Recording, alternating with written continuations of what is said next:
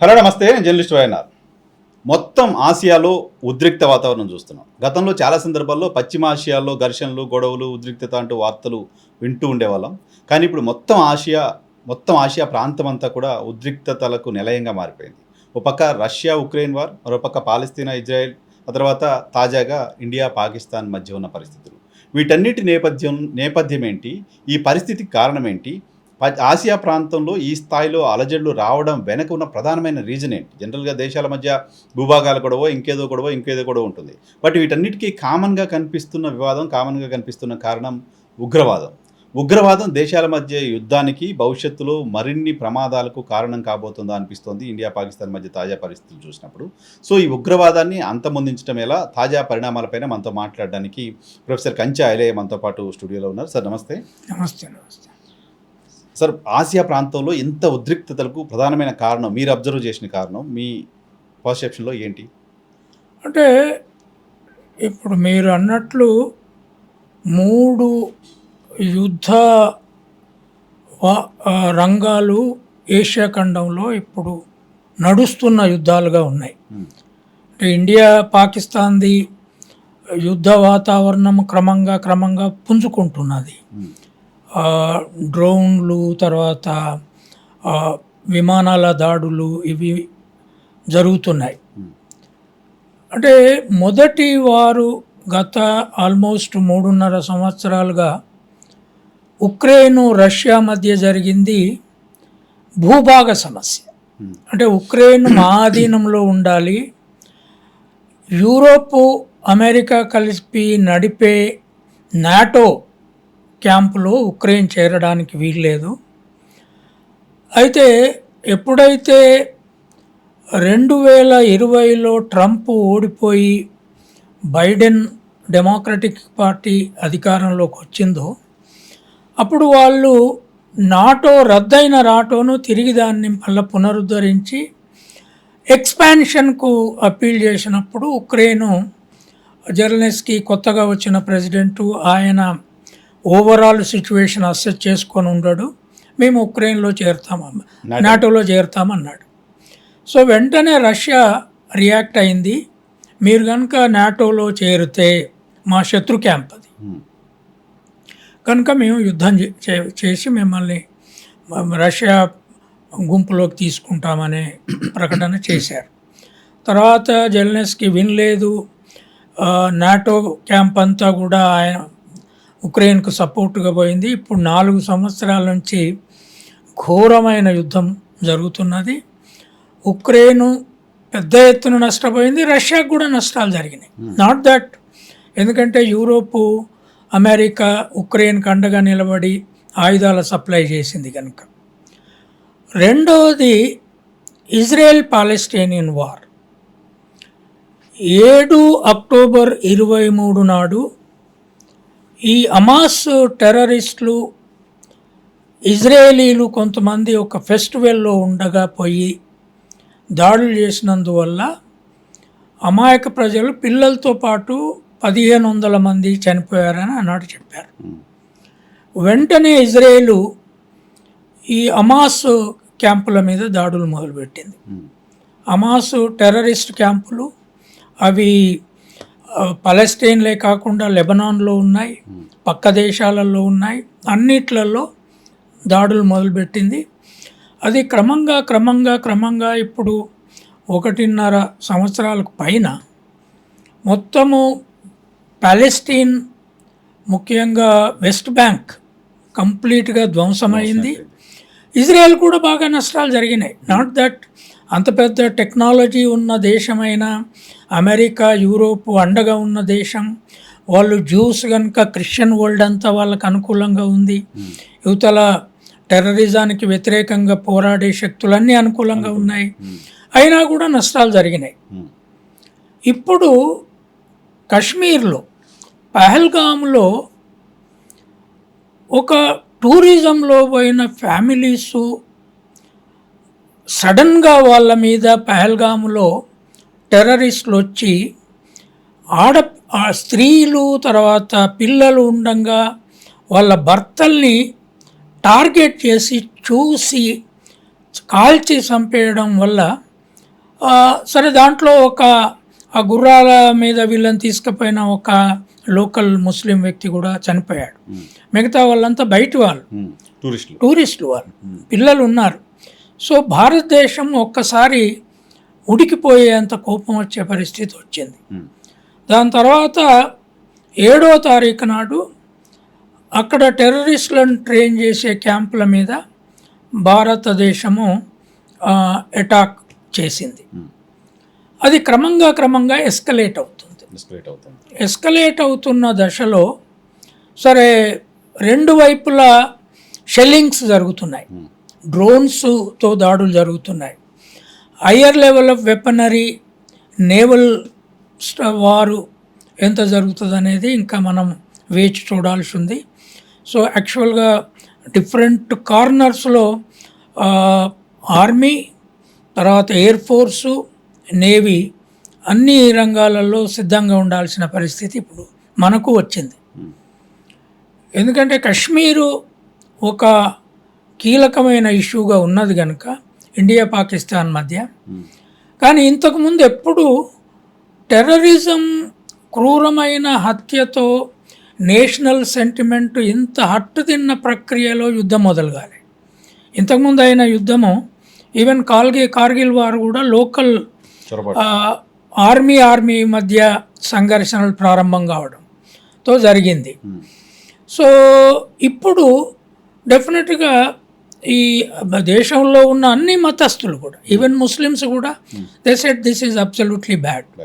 ఈ టూరిజం పోయిన వాళ్ళను, ముఖ్యంగా ఆ బెంగాలీ లేడీ ఆమె భర్తను అక్కడే కాల్ చేసి ఆమె నన్ను కూడా కాల్ చేయండి అంటే లేదు మేము మగవాళ్ళనే కాల్ చేస్తామని, ఆడవాళ్ళ పరిస్థితి, పిల్లల పరిస్థితి చూస్తే అందరికీ కోపం వచ్చింది. నాకు కూడా I felt so terrible. So ఇటువంటి దాంతో ఇప్పుడు యుద్ధం మొదలైంది. ఇది ఎస్కలేట్ అయ్యే పరిస్థితి కనపడుతుంది. ఇక్కడ ఇంకొక వాతావరణం ఏముంది అంటే అక్కడ పాలెస్టీన్ ఇజ్రాయెల్ వారు జరుగుతున్న క్రమంలో అటు ఇజ్రాయేలీకి అమెరికా, యూరోపు, ఒక రకంగా క్రిస్టియన్ వరల్డ్ అంతా సపోర్ట్గా ఉన్నాయి. ఇటు పాలెస్టీనియన్కు ఇరాన్, తర్వాత పక్కన ఉన్న లెబనాన్, ఇవి కొంత అండగా ఉన్న పరిస్థితి ఉన్నాయి. మిడిల్ ఈస్ట్ ఎందుకో పెద్దగా ఇంటర్వ్యూన్ కాలేదు. తో పాలెస్టీనియన్స్ అంతా ముస్లింలే అయినప్పటికీ ఇంటర్వ్యూన్ కాలేదు. రష్యా ఇండైరెక్ట్గా పాలెస్టీన్కు సపోర్ట్ చేస్తుంది అనే వార్తలు వచ్చాయి, కానీ నేరుగా వాళ్ళ వెపన్స్ ఇచ్చి హమాస్కు హెల్ప్ చేసిన ప్రక్రియ కనపడలేదు మనకు. ఇప్పుడు India Pakistan is a bigger war terrain. ఒకవేళ అయితే అటు చైనా మనతో చాలా కాలంగా శత్రుదేశంగా ఉంది. ఆల్రెడీ 62లో ఒక వార్ జరిగింది. ఇప్పటికీ కవ్వింపు చర్చలు ఆ బార్డర్ మీద ఉన్నాయి. చైనా ఈ మధ్య డెవలప్ చేసుకున్న టెక్నాలజీ ఒకటి ఉంది. సరే మన ఆర్మ్డ్ స్ట్రెంత్ కూడా ఇప్పుడు పెరిగింది. క్రమంగా బిల్డప్ అయిన ఆర్మ్డ్ స్ట్రెంత్ ఉంది. Though we bought main four weapons from west. But ఈ స్థితిలో అయితే నా కన్సర్న్ ఏమిటంటే నరసింహారావు గారు, ఇప్పుడు 2 మేజర్ యుద్ధాలు అక్కడ కంప్లీట్ పాలెస్టీనియన్ ధ్వంసం చేయడానికి ఒక టెర్రరిస్ట్ దారితీసింది. ఇక్కడ ఇండియా పాకిస్తాన్ మధ్య యుద్ధం జరగడానికి ఒక టెర్రరిస్టు అటాక్, అమాయకుల మీద చేసిన అటాక్ దారితీస్తుంది. ఈ టెర్రరిజం అనేదాన్ని అవి మతాలు అలౌ చేసిన, దేశాలు అలౌ చేసిన, సమాజాలు అలౌ చేసిన, ఇవి లీగల్గా ఉండే ఇన్స్టిట్యూషన్ కంటే భిన్నంగా ఆపరేట్ చేస్తాయి. అంటే ఒక దేశము టెర్రరిజానికి క్యాంపుగా మారింది అనే పేరు వస్తే, ఇప్పుడు పాకిస్తాన్కు ఆ లక్షణం ఉందని చాలా చర్చ జరుగుతుంది. అక్కడ టెర్రరిస్టులే మిగతా వాటిని అన్నింటినీ శ్వాసిస్తారు. సరే, అక్కడ ఇంతకుముందు బెనజీర్ భుట్టోను అక్కడి టెర్రరిస్టులే చంపారు. కానీ భారతదేశంలో కూడా రాజీవ్ గాంధీ టెర్రరిజంతో చంపబడ్డాడు. అయితే మన దేశ టెర్రరిస్టులు కాదు, శ్రీలంక టెర్రరిస్టులు, వాళ్ళు ప్లాన్డ్గా ట్రైన్ చేయబడ్డ వాళ్ళు ఇక్కడికి ఇన్ఫిల్ట్రేట్ అయ్యి ఆయనను పేల్చేశారు. అక్కడేమో లోకల్ టెర్రరిస్టులు, వాళ్ళ సమాజ టెర్రరిస్టులు, వాళ్ళ సొసైటీలో పెరిగిన వాళ్ళు. అక్కడి మాజీ ప్రైమ్ మినిస్టర్, అంత పేరున్న ప్రైమ్ మినిస్టర్, ఆమె మొదటి women prime minister. She was Oxford university student president Benazir Bhutto. నేను ఆమె పుస్తకం చదివాను యాక్చువల్గా, the daughter of the east అని, వెరీ ఫేమస్ బయోగ్రఫీ ఆమెది, ఆటోబయోగ్రఫీ. అంటే ఇప్పుడు ఈ పాకిస్తాన్లో టెర్రరిజం ట్రైనింగు, వాళ్ళు మన మీద దాడి చేయడానికి కావచ్చు, వాళ్ళు కంట్రోల్ చేయలేక సోషల్ సిస్టము, ఇప్పుడు టెర్రరిజం ఒక సమాజంలో బతకాలి అంటే వాళ్ళకు షెల్టర్ ఇచ్చే వాళ్ళు ఉండాలి, వాళ్ళకు ఫుడ్ పెట్టే వాళ్ళు ఉండాలి, వాళ్ళు బెదిరించి ఫైనాన్సెస్ చేసుకోవచ్చు. కానీ మిలిటరీనో పోలీసో వాళ్ళని అటాక్ చేస్తున్నప్పుడు ఎక్కడెక్కడో షెల్టర్ ఇచ్చి కాపాడే శక్తులు సమాజంలో లేకపోతే అవి బతకరు. ఇది టెర్రరిస్టులను బతికించే ఐడియాలజీ మతాల రీత్యా వచ్చిన లేదా ఇతర కారణాల వల్ల వచ్చిన, అది ఇంతకుముందు టెర్రరిజం దేశం లోపట్నే ఈ ఎదురు క్యాంపులను మీద దాడులు చేసి చంపేసేవారు. ఇప్పుడు బార్డర్స్ దాటొచ్చి ఇవాళ పాకిస్తాన్ చేసిన, అక్కడ హమాస్ పోయి ఇజ్రాయెల్లో చేసిన, వాళ్ళు ఇతర దేశాల మీద దాడులు చేసినప్పుడు టెర్రరిస్ట్ అటాక్స్ దేశం మొత్తము కోపానికి వస్తుంది. See, it is a new, it creates what we call a national psychological environment. ఒక కోపం, ఒక యాంగర్. అరే మా అమాయకమైన ఏదో ఇన్స్టిగేట్ చేసిన వాళ్ళు, ఎక్కడో కొట్లాడిన వాళ్ళు, ఇద్దరి మధ్య సంఘర్షణలు జరుగుతున్నాయి అనుకుంటే అది వేరే విషయం. లేదా యుద్ధాలు, ఆర్మ్డ్ ఫోర్సెస్ మధ్య పొలిటికల్ పార్టీల ఆర్ములు ఉన్నాయి. ఫర్ ఎగ్జాంపుల్ నక్సలైట్లు సాయుధాలు పట్టుకొని ఉన్నారు, పోలీసులు నక్సలైట్ మధ్య జరిగే సంఘర్షణలో ఒక రకమైన చర్చ ఉంటుంది. కానీ టెర్రరిస్టులు అమాయకంగా పోయిన ప్రజల మీద అటాక్ చేసినప్పుడు అది కూడా నేషనల్ బార్డర్స్ దాటో లేకపోతే ఇక్కడోళ్ళు పోయి అక్కడ ట్రైనింగ్ తీసుకొని వచ్చో చేస్తున్నప్పుడు ఇండియా నిరంతరంగా దాన్ని ఫేస్ చేస్తుంది. ఇవాళనే కాదు, చాలా కాలంగా ఫేస్ చేస్తుంది. బాంబే అటాక్ కావచ్చు, హైదరాబాద్ అటాక్ కావచ్చు, ఆ తర్వాత జరిగిన పార్లమెంట్ అటాక్ కావచ్చు, కశ్మీర్ చుట్టూ నిరంతరంగా జరిగేటివి కావచ్చు, ఇవన్నీ ఒక నేషనల్ యాంగర్ను బిల్డ్ చేసినాయి. బిల్డ్ చేసినప్పుడు ఏమవుతుంది, రైట్ వింగ్ ఫోర్సెస్ వాటిని కౌంటర్ చేయాలనే ఫోర్సెస్, ఎక్స్ట్రీమ్ రిలీజియస్ ఫోర్సెస్ అధికారంలోకి ఈజీగా వచ్చే అవకాశం ఉంటుంది. ఇప్పుడు అక్కడ చూడు, Netanyahu is a kind of Jewish authoritarian. మన దగ్గర ఈ టెర్రరిజం వ్యతిరేక పోరాటం మేము బలంగా చేస్తామని బీజేపీ అధికారంలోకి వచ్చింది. అటువంటి సందర్భాలు ఉన్న కాంటెక్స్ట్లో ఇది యుద్ధాలకు దారితీస్తే దేశాల ఆర్థిక వ్యవస్థ ఎటువైపు పోద్ది. అంతేకాదు ఖండాలు. ఇప్పుడు నాకు ఒక భయం ఏముందంటే, ఇప్పుడు నువ్వు అన్నట్లు ఈ 3 జోన్స్ ఏషియా ఖండంలో ఉన్నాయి.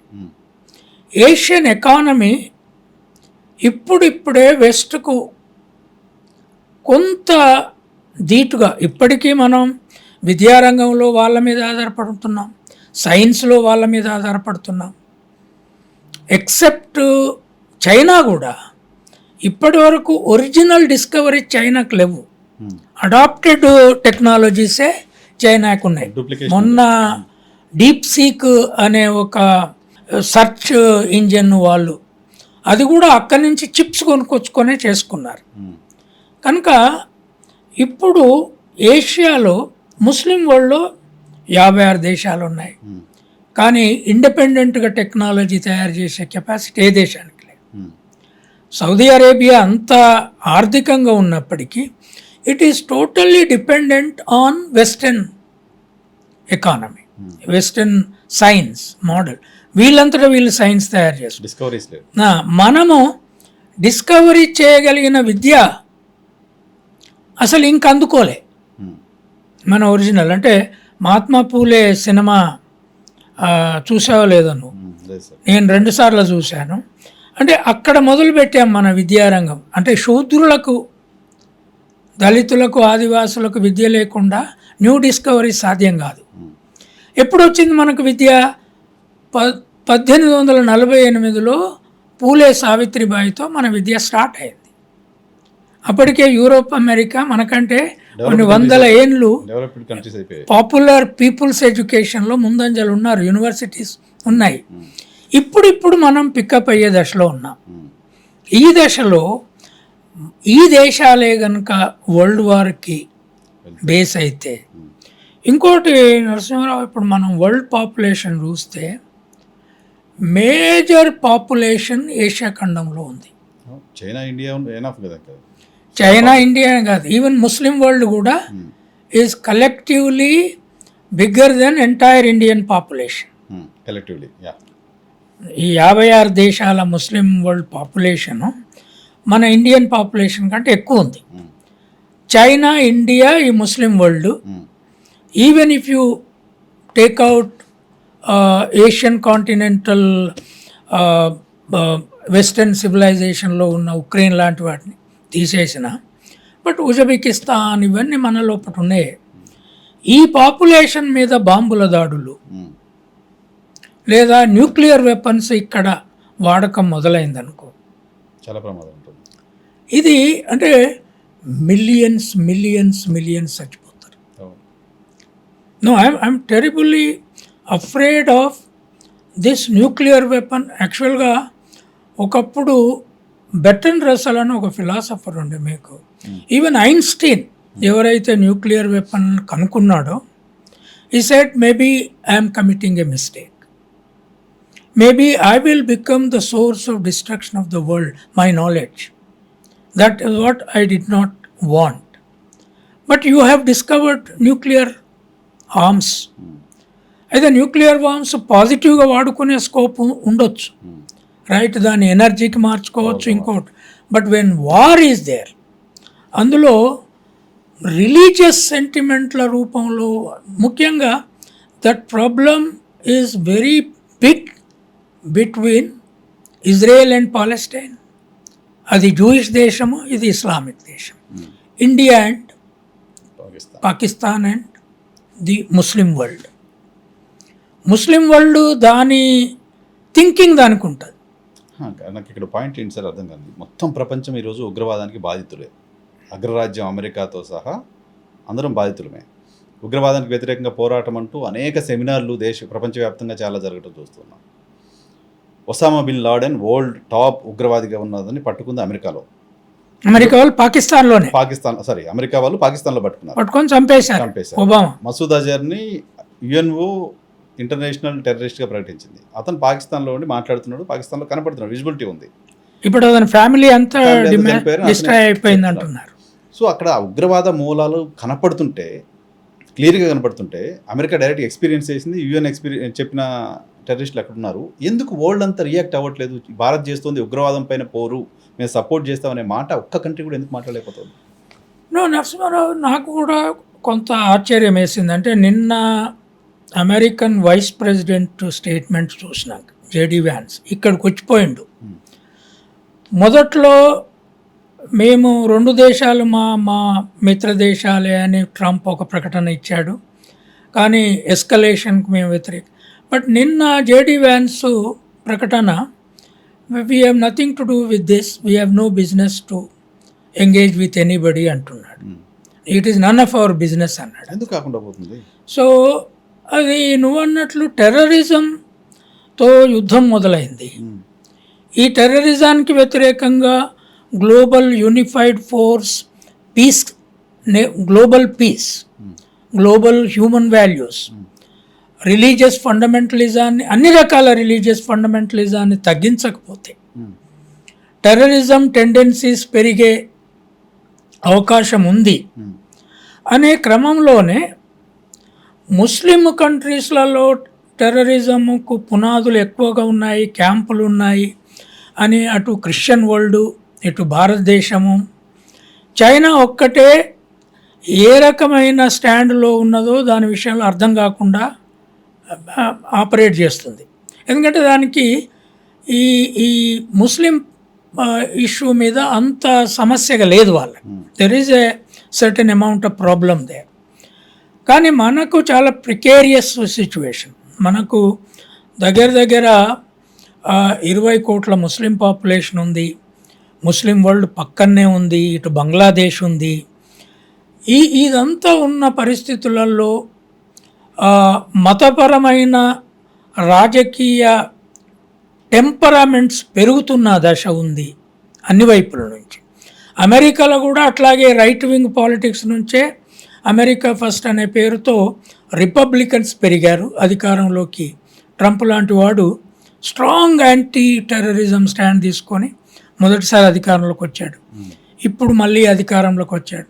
కానీ సడన్గా ఈ స్టాండ్ ఎందుకు తీసుకున్నారు?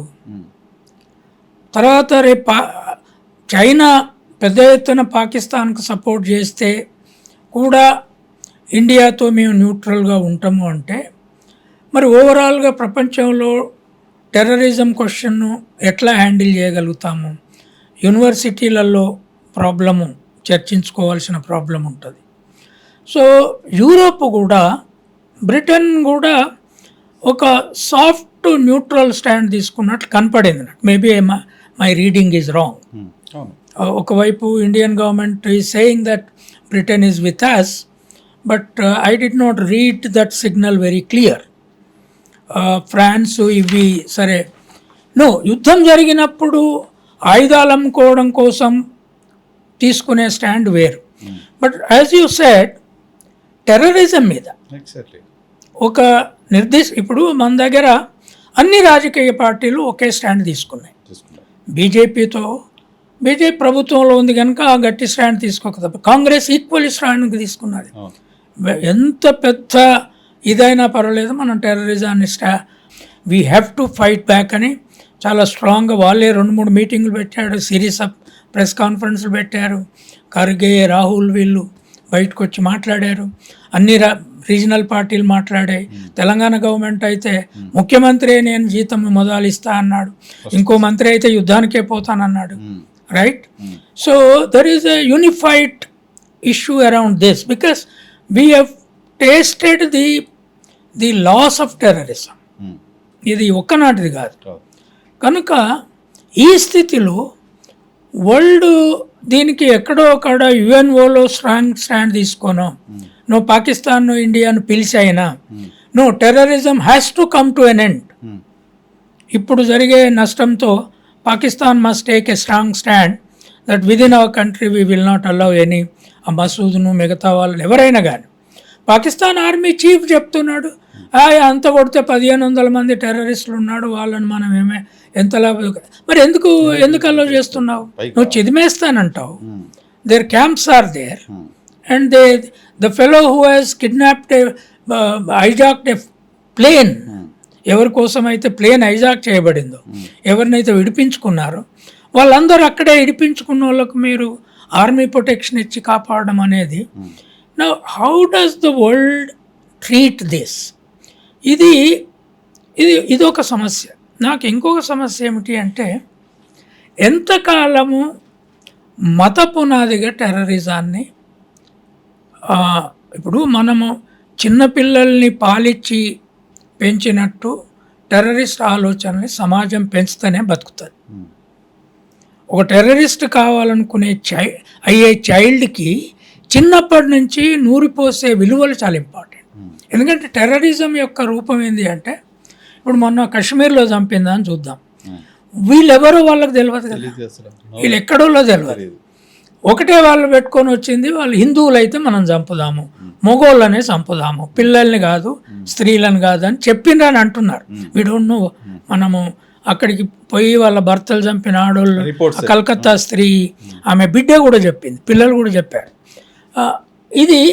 ఈ ట్రైనింగ్ చిన్నప్పటి నుంచి పిల్లలకు నూరిపోసిన ట్రైనింగ్లో, లేదా వాళ్ళు ఎదుగుతున్న స్కూళ్ళు, సమాజం, ఇల్లు అరికడితే తప్ప ఇది ఎట్లా పెరుగుతుంది? ఎంకరేజ్ చేస్తున్నాయి కదా కంట్రీస్, దేశాలు. That is the problem. విద్యారంగాన్ని మనము సైంటిఫిక్గా చేయాలంటే ఉత్పత్తితో ముడేసి క్లాస్ రూమ్లో పాఠాలు చెప్పాల్సి ఉంటుంది. కానీ ఒక దేశాన్ని మతపరమైన దేశంగా చేయాలంటే మతపరమైన విలువలు, ఇతర మతాల పట్ల ద్వేషం, ద్వేషం, అంతే కదా. ఈ రెండు. అంటే నీ మతాన్ని నువ్వు బాగా ఎక్కించాలి అంటే ఇతర మతాల పట్ల ద్వేషాన్ని పెంచడం అనేది ఒక విలువ అవుతుంది. ఒకసారి దేశం మతపర దేశంగా మారింది అంటే ఇతర మతాల మీద ద్వేష పెంపకం స్టార్ట్ అవుతుంది. రెండవది, అక్కడ రాజ్యాంగబద్ధ ప్రజాస్వామ్యం బతకదు. See it is a clear evolution of democratic principles. క్రిస్టియానిటీకి వ్యతిరేకంగా ఫైట్ చేసి డెమోక్రటిక్ కాన్స్టిట్యూషనలిజం యూరోప్లో థింకర్స్ ప్రపోజల్ వల్ల వచ్చింది. హాబ్స్, లాకు, రూసో వీళ్ళందరూ కూడా బాగా క్యాథలిసిజము మొండి పట్టుదల రిలీజియస్ ఫండమెంటలిజంలో ఉన్నప్పుడు, మార్టిన్ లూథర్ క్యాథలిసిజాన్ని వ్యతిరేకించి దాంట్లో ఒక లిబరలిజాన్ని ఇంట్రడ్యూస్ చేసే క్రమంలో ఈ మోడర్నిజము, ఈ వెస్టర్న్ థాట్ అనేది బయలుదేరింది కదా. ఇప్పుడు దాన్ని మళ్ళా మతపరమైన ఆలోచనలోకి నెట్టినప్పుడు పాకిస్తాన్ లాంటి దేశంలో టెర్రరిజాన్ని బాగా పెంచి అది నేషనల్ ఇష్యూగా తయారు చేసుకుంటే అక్కడ పాలెస్టీనియన్ కావచ్చు, ఇజ్రాయెల్ మీద కోపం ఉండొచ్చు, ఇక్కడ భారతదేశం మీద కోపం ఉండొచ్చు. కానీ మీరు రాజ్యాంగబద్ధ డెమోక్రసీని నిర్మించుకోకపోతే మీ ఎకనామిక్ డెవలప్మెంటు వీటి వల్ల సాధ్యం కాదు. ఇది ప్రాబ్లం. ఇది ప్రాబ్లం. ఈ లెసన్ ఇక్కడ వాళ్ళకు కూడా అవసరం. ఈ లెసన్ అమెరికాలో మతాన్ని రెచ్చగొట్టే వాళ్ళకు కూడా అవసరం. నువ్వు మతపరమైన దీంట్లోకి, అది మతం నీ ప్రైవేటు ఇష్యూ, అది నీ చర్చ్ ఇష్యూ, నీ టెంపుల్ ఇష్యూ, కానీ రాజ్యాంగ పాలన ఇష్యూ కాదనే దానికి నువ్వు కట్టుబడి ఉండకపోతే టెర్రరిజము డిఫరెంట్ ఫామ్స్లో డెవలప్ అవుతుంది. దానికి సంబంధించిన పరిణామాలు ఇప్పుడు చూస్తున్నాం కదా, మనం చూస్తున్నాం. అంటే 12వ శతాబ్దానికి ముందు క్రుసేడ్స్ జరిగినాయి. ఆ తర్వాత క్యాథలికిజానికి ప్రొటెస్టెంట్సిజానికి మధ్య యుద్ధాలు జరిగినాయి. యూరోప్ అంతా విడిపోవడానికి, సివిల్ వార్స్ రావడానికి మతమే కారణమైంది, భాషా మతం. ఇవాళ మనము చూస్తున్నది ఏంటి అంటే మన దశలో, అంటే నా జీవిత కాలంలో నేను 62 వార్ చూశాను, 65 వార్ చూశాను, 71 వార్ చూశాను. తర్వాత వెస్ట్లో చాలా వార్ జోన్స్ చూసినాము. అక్కడ సోవియట్ యూనియన్, చైనా పరిణామాలు ఇమ్మీడియట్గా 49లో చైనా విప్లవం జయప్రదం అయిన తర్వాత నేను విద్యార్థిగా ఉన్న నాటికి సోషలిస్టు, కానీ అవి సివిల్ వార్స్, చాలా బ్లడ్ షెడ్ జరిగింది. అది బ్లడ్ షెడ్ జరగలే.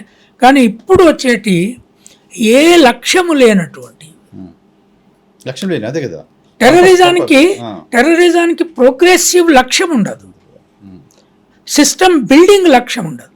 మతపర నిర్మాణాలకి దేవునితో ముడిపడేసి స్వర్గం ఎవరిని తొందరగా పంపుతావు, ఎవరికి స్వర్గ సుఖాలు ఇస్తావు, 7 జన్మల స్వర్గము, 3 జన్మల స్వర్గము, 1 జన్మ స్వర్గము, అక్కడ కూడా జన్నత్ అని వాళ్ళు అంటారు, అక్కడ హెవెన్ అని వీళ్ళు అంటారు, స్వర్గం అని ఇక్కడ అంటాము. బట్ ఇది పెరిగింది అంటే టెర్రరిజం రూపాలు పాకిస్తాన్ లాగా చాలా దేశాల్లో ఫామ్ చేసుకున్నాయంటే ఇప్పుడున్న రాజ్యాంగాలు బతకవు, ఇప్పుడున్న ప్రజాస్వామ్యం బతకదు. మళ్ళీ వర్స్ట్ ఫామ్ ఆఫ్ రాచరికాల్లోకి పోతాం.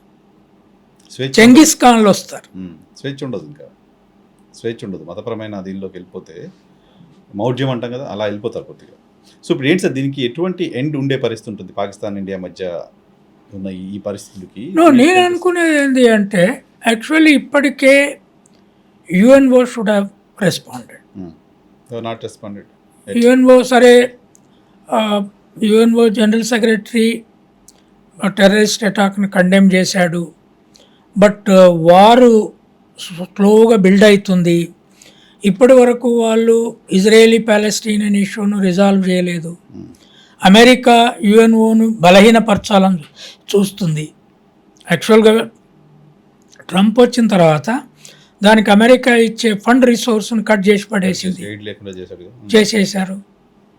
ఈ స్థితిలో ఇఫ్ యుఎన్ఓ ఆల్సో వీకెన్స్, అది ఇట్లాంటి యుద్ధాలకు ఎక్కడో కాడ రెజల్యూషన్ ఇవ్వగలిగే వాతావరణము యుఎన్ఓ కూడా లేకుండా పోయిందనుకో, దెన్ ఇట్ కంప్లీట్లీ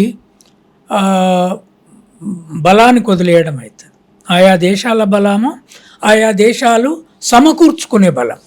అంతే కదా. అప్పుడు రీజనల్ వార్స్ మొదలైతే, ఈ రీజనల్ వార్స్ మొదలైతే అంటే నేను I'm still waiting Middle East ఒకవైపు ఎస్ ఇది అయిన తర్వాత మలేషియా కండెమ్ చేసింది టెర్రరిస్టు దాడులని, తర్వాత ఇరాన్ కండెమ్ చేసిందా లేదా అనేది నేను న్యూస్లో ఎక్కడ చూడలే.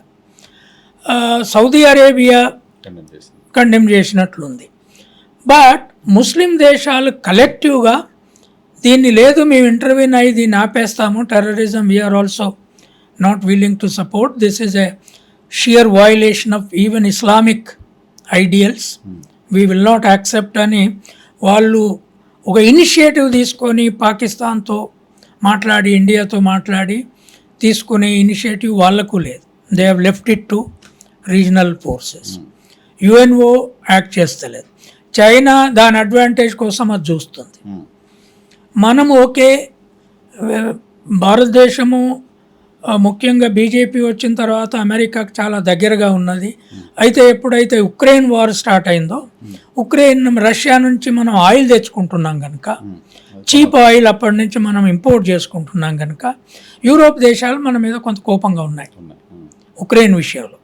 బికాజ్ మొదట్లో చాలా విమర్శలు ఉన్నాయి, ఏదో మీడియేట్ చేసే. అంటే ఇప్పుడు భారతదేశము కూడా ఐ థింక్ నాన్ అలైన్మెంట్ అనే పాలసీ నెహ్రూది, కాంగ్రెస్ అని వీళ్ళు ఆలోచిస్తున్నారు కానీ no, it was the best policy for a country like India. Correct. దాన్ని మోడీ గవర్నమెంట్ కూడా దాన్ని డీపెన్ చేయాల్సిన అవసరం. జస్ట్ అసలు ఆ మూమెంట్ని వీక్ చేసేసారు, వదిలేశారు కదా సార్. దాన్ని వదిలేశారు. కాంగ్రెస్ పీరియడ్ నాటికి అంటే గ్లోబల్ క్యాంపులు, అటు సోవియట్ క్యాంపు ఇటు అమెరికన్ క్యాంపు ఉన్నప్పుడు నాన్ అలైన్మెంట్ కొద్దిగా కాంక్రీట్గా ఇంటర్వెనింగ్ ఫోర్స్గా అయింది. నెహ్రూ థర్డ్ వరల్డ్ కంట్రీస్ అన్నిటినీ ఏకం చేయగలిగాడు. రైట్, మార్షల్ టిటో, నెహ్రూ, తర్వాత ఆఫ్రికన్ కంట్రీస్ లీడర్సు, ఇండోనేషియా, ఇవన్నీ. సో నాన్ అలైన్మెంట్ గ్రాడ్యువల్గా నాన్ ఎగ్జిస్టెన్స్గా పోయింది అది. Even Congress did not pronounce it repeatedly. మొన్న ఇక్కడ హైదరాబాద్లో పెట్టిన ఇంటర్నేషనల్ మీటింగ్ కాంగ్రెస్ పార్టీది, బ్యాంగ్డూంగ్ కాన్ఫరెన్స్ మొట్టమొదలు జరిగిన తేదీన సెటిల్ చేసి పెట్టారు. ఇంటర్నేషనల్ టెర్రరిజం ఉంది. International terrorism is growing, violence is growing, killing is growing. తర్వాత అమెరికా లాంటి దేశాలు ఇర్రెస్పాన్సిబుల్గా నువ్వు ప్రజలకు, విద్యార్థులకు, ప్రజలకు వీసాలు ఇప్పించే కార్యక్రమం కొన్ని దశాబ్దాలు ఉండగా వీసాలు ఉన్నోళ్లను చాలా క్రూయల్గా నువ్వు వాళ్ళను పిల్ల జల్ల తట్టబుట్ట సదిరించి పంపించేస్తున్నావే. There is no international discourse on this. అని ఇప్పుడు అది ఇండియాకి ఎంత నష్టం, అది ఎంత ఎంత ఎంత ఘోరంగా పంపిస్తున్నారు. దాని మీద మనం గట్టిగా మాట్లాడే పరిస్థితి లేవు. అవును, నువ్వు వాళ్ళకు వీసా టైం అయిపోయేంత వరకు ఉంచు, నువ్వు వర్క్ ఇవ్వకపోతే ఇట్స్ సింపుల్, ఆయా కంపెనీలకు చెప్పుకో, don't give work to students, that's all. నువ్వు ప్రతి చిన్న దాని మీద వాడు కార్ డ్రైవింగ్లో చిన్న పొరపాటు చేసిండని, తర్వాత అక్కడ అకస్మాత్తుగా పిల్లలు చచ్చిపోతున్నారు. ఎందుకు చచ్చిపోతున్నారో తెలియట్లా. There is a new trend there. So దీని మీద ఇంటర్నేషనల్ ఆర్గనైజేషన్స్ లేవు. UNO has to take responsibility for all these. America విధానాలు ఒకటి, టెర్రరిజం అనేది అణుబాంబు కంటే ప్రమాదం. ఇప్పుడు అణుబాంబు ఎవరు ముందు వాడొద్దు, మీరు సంతకాలు పెట్టండి, ఇదేదో ప్రపంచం అంతా మాట్లాడుతుంది. కానీ టెర్రరిజం కోసం ఆ తరహా ఫైట్ జరగాల్సిన అవసరం ఉంది. ఆ తరహా ఫైట్ జరగకపోతే ఇటువంటి పరిస్థితులు, ఇటువంటి ఉద్రిక్తతలు చాలా దేశాల మధ్య వచ్చే ప్రమాదం. So in fact terrorism now is link to religion. Correct. అది ఇంటర్నల్ సివిల్ వారు ఇష్యూ ఏషియన్ సెటిలర్స్కి లోకల్ సిమాలీస్కి మధ్య వచ్చి టెర్రరిజంగా ఫామ్ అయింది ప్రభాకరన్ ఇది. కానీ ఇక్కడ ఉన్నది మిడిల్ ఈస్ట్లో ఉన్నది అది కాదు. ఇట్ ఈజ్ ఏ రిలీజియస్ ఆ లోకల్ దేశాలకు కూడా చాలా నష్టం చేసింది, ఆయా దేశాలకు కూడా నష్టం చేసింది. బిల్డింగులు అసలు మొత్తము ఎయిర్పోర్ట్లు ఆయా దేశాలే, ఇన్ఫ్రాస్ట్రక్చర్ రూలర్స్ మీద టెర్రరిజం గ్రూపులకు కోపాలు, దీంతో వాళ్ళ ఆర్మీ ఎటుపోద్దో తెలియదు. ఆ స్థితి మిగతా దేశాలకు అంటుకున్నది అనుకో, then we will lose control over our own civil society, our own markets. ఇప్పుడిప్పుడే ప్రపంచ మార్కెట్లు ఎక్స్పాండ్ అయ్యి న్యూ ఎకానమీస్ ఫామ్ అవుతున్న దశ ఇది. ఈ దశలో ఇట్లాంటి వార్స్ రావడం అనేది నేను అనుకుంటా, ఐ థింక్ భారతదేశంలో మళ్ళీ ఒక intellectual debate for new world order, world peace. ఈ వరల్డ్ పీస్లో డెఫినెట్గా బీజేపీ నెహ్రూతో ఏకీభవించకపోవచ్చు, but Nehru has initiated a very powerful international tool through non alignment. నేను యాజ్ ఎ విద్యార్థిగా చదువుకున్నాను అది ఆనాడు కూడా మాకు ఒకవైపు మేము కమ్యూనిస్టు మూమెంట్లకు సపోర్ట్దారులుగా ఉన్నా, ఇంటర్నేషనల్గా నాన్ అలైన్ మూమెంట్ చాలా ఇష్టపడేవాళ్ళు. 80 దేశాలకు పైగా మూమెంట్లో పార్టిసిపేట్ చేసే that's so Nehru was also a source of inspiration for communist early స్టేజ్లో. యంగ్ పీపుల్కి Nehru was a source of inspiration nation wide, internationally also. కనుక ఇప్పుడు అట్లాంటి ఆలోచన ఒకటి చేసి తర్వాత my feeling is, I think the intellectual open debate about the need for UNO intervening. అంటే ఇప్పుడు మనమే గెలుస్తాము అనే ధీమా ఒకటి, కానీ వరల్డ్ పీస్ గురించి ఆలోచించడం ఒకటి. బ్రిటన్లోనే ఉంటూ బ్రిటను, రష్యా, ఫ్రాన్సు, అలైడ్ దేశాలు గెలుస్తున్నాయని తెలుస్తున్న దశలో Bertrand Russell, European intellectuals no end war అనే క్యాంపెయిన్ చేశారు. పాసిఫిజం అనే ఒక మేజర్ క్యాంపెయిన్ చేశారు. మనము కూడా we stand by our government, there is no question on this. We stand against this kind of terrorism by all means, including risking our lives, that's no question. Kani we cannot lose the sight of the future world, the future India. Kanuka atu UNO, ఇటు intellectual forces, so వీటన్నిటికీ కూడా ఒక open discussion. అంటే సౌత్లో ఉన్న మనము దీని మీద పెద్ద పట్టించుకోము. మనకు పాకిస్తాన్ ఇండియా వారు ఇమ్మీడియట్గా మన మీద వచ్చేది అనిపించదు. ఢిల్లీ నుంచి అటు వెస్టర్న్ ఇండియాకి ఇది డైలీ స్లీప్లెస్ నైట్స్ ఉంటాయి. నేను అనేది ఏంటి అంటే, no, it is everybody's issue now. It is an India issue, world issue. హైదరాబాద్లో ఉన్నాం కనుక మనము సేఫ్గా సెక్యూర్గా ఉన్నాం అనేది కాదు. It is a question of human life, national life. కనుక I think my appeal to intellectuals in India and the world is that I think we have to strengthen UNO now. Unfortunately, Asian continent నుంచి ఏ ఒక్క పెద్ద దేశానికి UN general secretary రాలే ఇప్పటి వరకు. India general కాలేదు, even China నుంచి కూడా జనరల్ సెక్రటరీ కాలే UNO. ఆఫ్రికా నుంచి అయ్యాడు, ఓపియన్ అని అయ్యాడు, మధ్యలో ఇంకొక అతను కూడా వచ్చాడు. But my point is, I think ఈ టెర్రరిజం వల్ల there is a greater risk. Religions also, youth, families, intellectuals in religion must constantly address this question. అది ఏ రిలీజన్ అయినా కావచ్చు.